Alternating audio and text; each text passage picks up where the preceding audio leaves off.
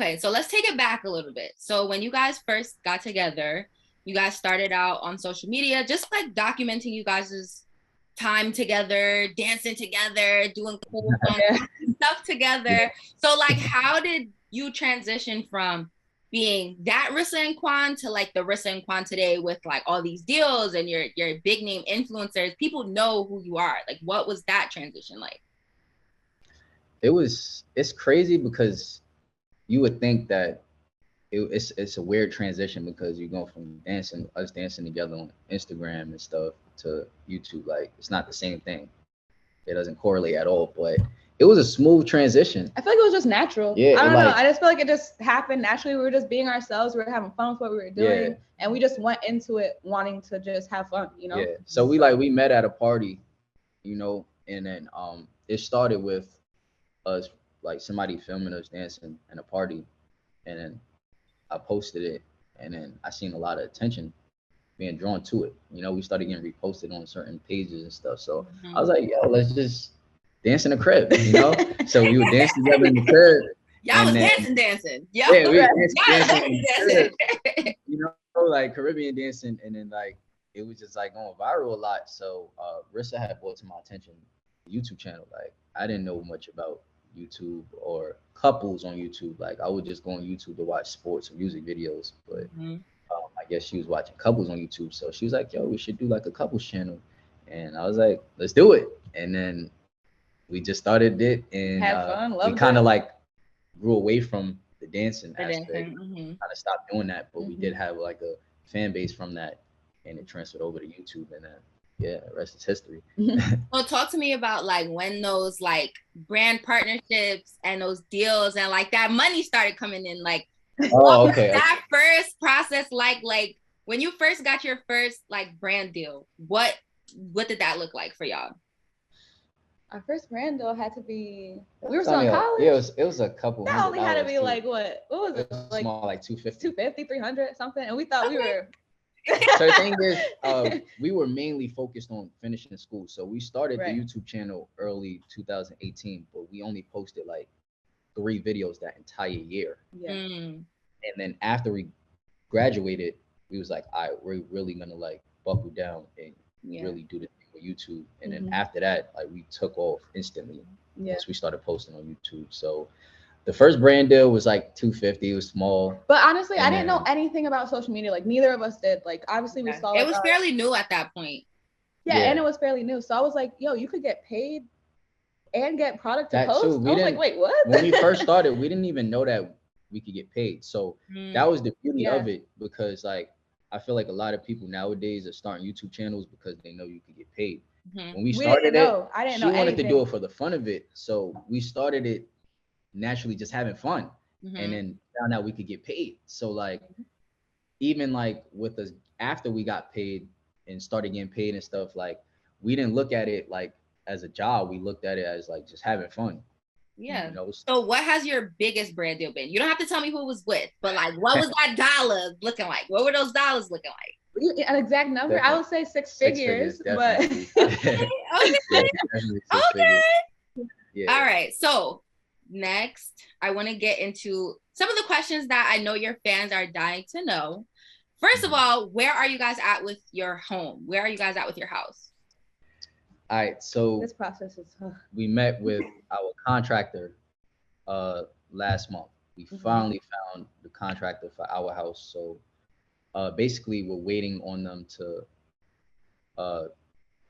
bid with other subcontractors, so we could get an exact price on every single thing for the house. Which is crazy because our house long process, really big, and it's expensive, and people don't realize like how long this process actually takes. Yeah, it's gonna take probably a few years.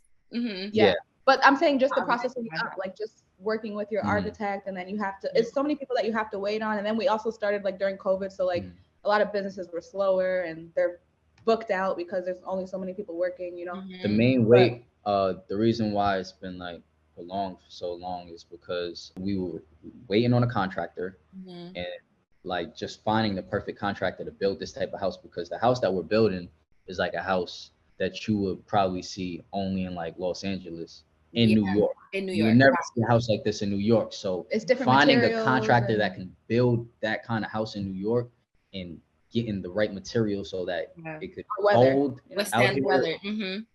is very hard. So yeah, it was hard getting a contractor. That was the main thing. Right now, like we solidified our contractor, which is a plus, and then basically they're just working on the design for like our septic, which is gonna be like, you know, with the water and all that stuff and where the waste goes. Yeah. As soon as they get back to us, then ready to go. Yeah. All right. Yeah. So what was the process like when you guys initially decided you were gonna buy your dream home? Well, build your dream home.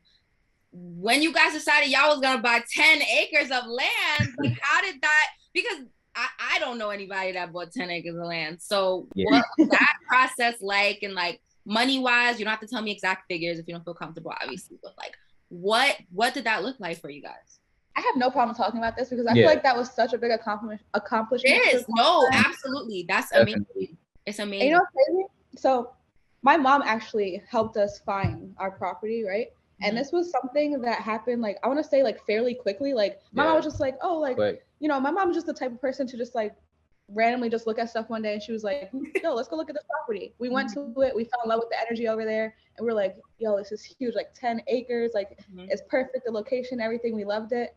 And it was something that happened just so quickly. Like, literally, we just went and bought it cash. Yeah. So I want to backtrack a little bit. So we moved into the apartment that we're in 2019, and we bought the land the next year. So we end up blowing up after we graduated from college. We end up like growing super fast on YouTube.